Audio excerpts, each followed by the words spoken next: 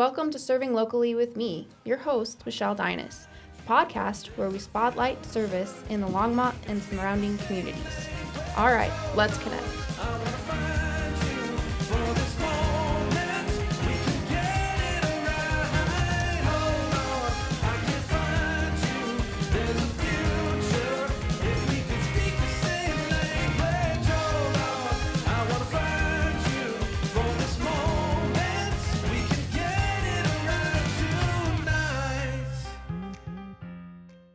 Hi, I am Chase Deines, the host of Valor in the Spotlight, a podcast that features military personnel and first responders telling their stories of service. Today I'm hosting my mom, Michelle, to update you on all she is doing in the community. I want to congratulate you on the 4 seasons of Serving Locally with Michelle. Over 40 episodes are either posted or in the works. That's a lot of exposure for local organizations. First off, in the Mrs. Colorado Pageant was the first week of April. How did that go? Well, I didn't win. I didn't win anything this year, which is fine. Last year, I won the Mrs. Congeniality Award, and that was probably better than winning any other award. I got to meet a lot more women and connect with other women that are just completely amazing. Kendall won Mrs. Colorado American for this year, and I'm very excited and happy for her. She's one of my favorites to win, so I'm glad that she won. I will not be competing next year as some things are happening in the system that just are just not aligning with my values, and so I'll vote with my dollars and serve the community in another way. But I will hold the Mrs. Longmont title until July 31st of this year. Well, that's awesome. And congratulations, even though you didn't win anything. You're a winner in my book.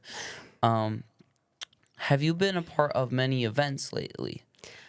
Just recently, I was part of the House of Neighborly Services. They did a fashion show called Hope Blooms, where there was a fundraiser for all the organizations that they house there, which we just had them on the podcast.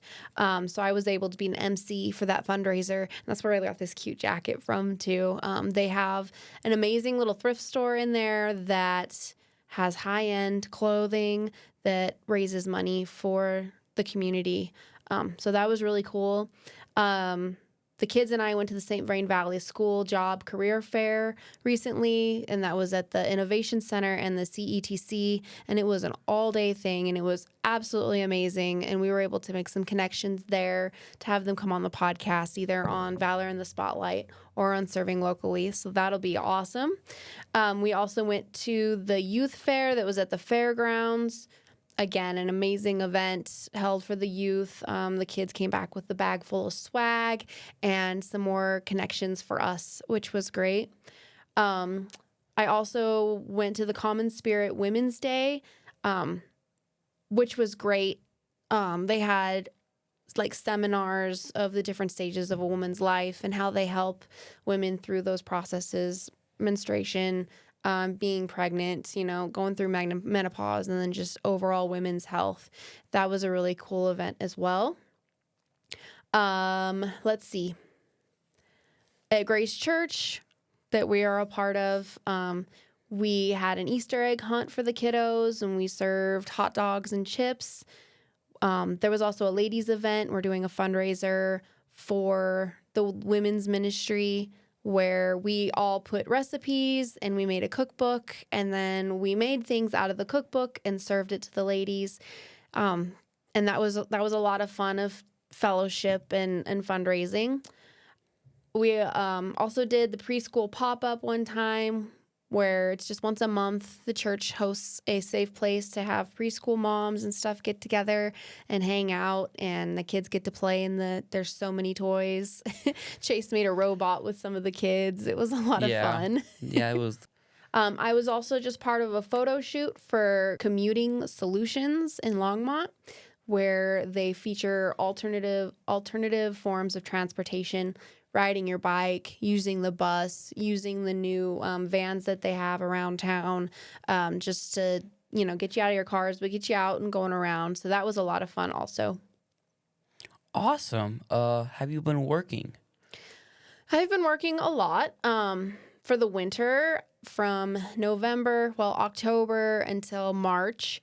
I work for the city of Longmont still as their ice coordinator. So I run the ice rink at at Roosevelt Park in the pavilion.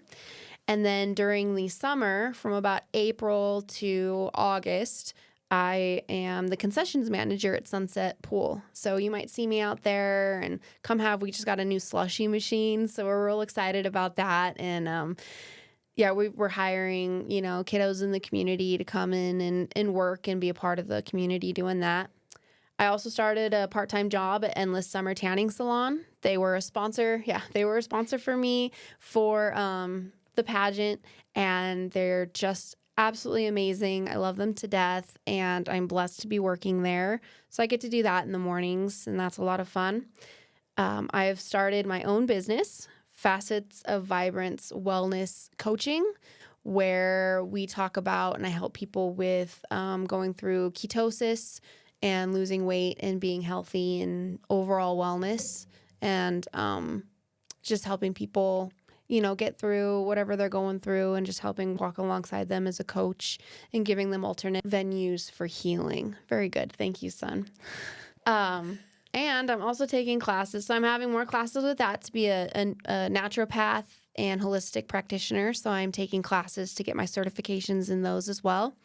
I'm also taking classes for ModelWithPurpose, which is a Christian modeling agency. And so I've started my own page of Mrs.CongenialityModel, and I am actively pursuing places that I can model products and stuff that align with my values, and spread joy and love and light in the world as best I can. That's amazing. It's a lot of work. How is homeschooling going? Homeschooling is going great. Chase is going to be a freshman next year, and he's excited because we are going to the Apex homeschool program, which is it's kind of the in-between between it's a straight supplemental thing, yeah, and public schools. So he'll be taking some actual classes with students and teachers, which will be great for me because I'm getting tired. But we still get to homeschool, and Lainey's going into seventh grade, and she'll be taking 1 day a week of class at Apex also. Very excited for them to have this opportunity to expand on their knowledge and have teachers and stuff, and not just me, but still be able other points of view, but still be able to homeschool, as that's very important to us. I agree. I feel like it is very important to do homeschooling, but to also have that time to learn with your peers, I think is very important, doing it together. What do your weekends look like this summer? This summer, I was hoping that we would be able to go camping, but that's not going to happen at all. My husband, Adam, got a ride to race the super late model number 6 for Terry Ward, and we're very blessed and very excited about this opportunity. He raced this last weekend, and so he tied for 9th place this weekend as the first race in the super late model. So we're really excited and really blessed that Terry gave us this opportunity. We will still also be racing the Pro Truck number 7 out of Colorado National Speedway.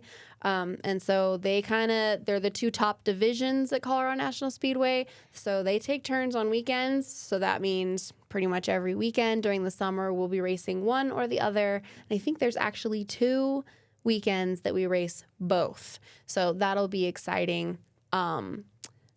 That'll go until October. So no camping for us this summer, but that's all right. Maybe this winter when we go hunting, maybe. Yeah, when we go hunting, that'll be fine.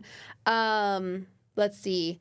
There's a lot of 4-H project stuff that we're doing between poultry and rabbits and shooting sports practicing, and Chase and Lainey are both going to the Invitational in Weld County, and that's a 2-day weekend thing.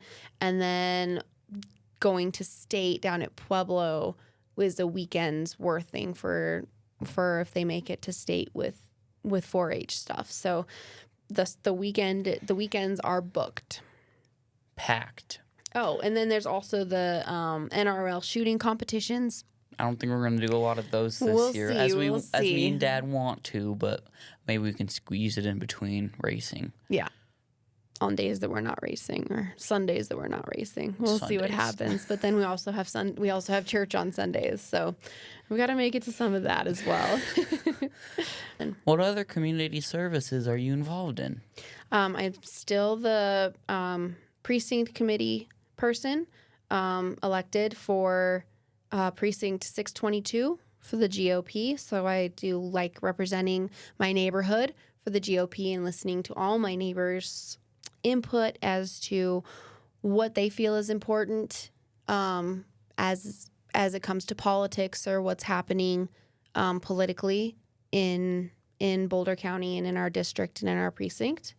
The podcast, I'm going to keep doing the podcast, even without the title of Mrs. Longmont. That's why it's serving locally with me and not Mrs. Longmont. So that way I can continue to do this work. It's really important to me to give people space to have exposure for the things that's important to them.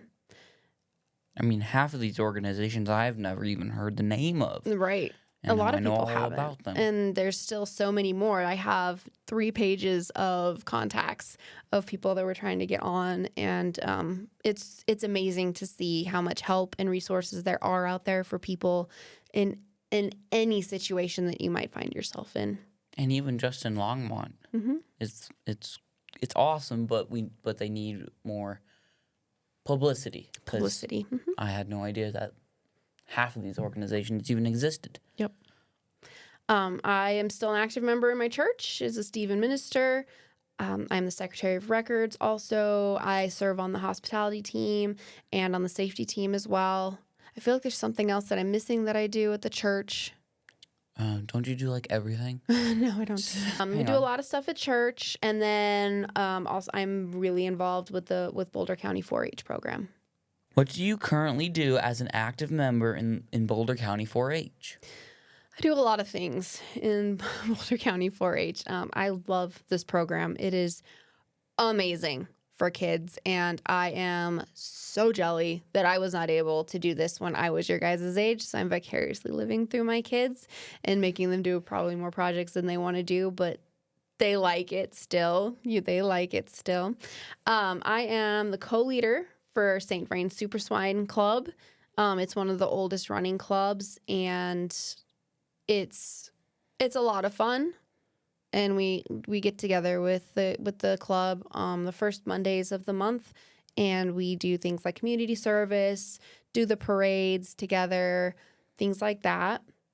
I am a certified shooting sports leader for both rifle and muzzle loading, so I can help the youth learn how to not just properly handle a firearm and have fun with it and use it and respect it as a tool and have education around it, which I feel is very important.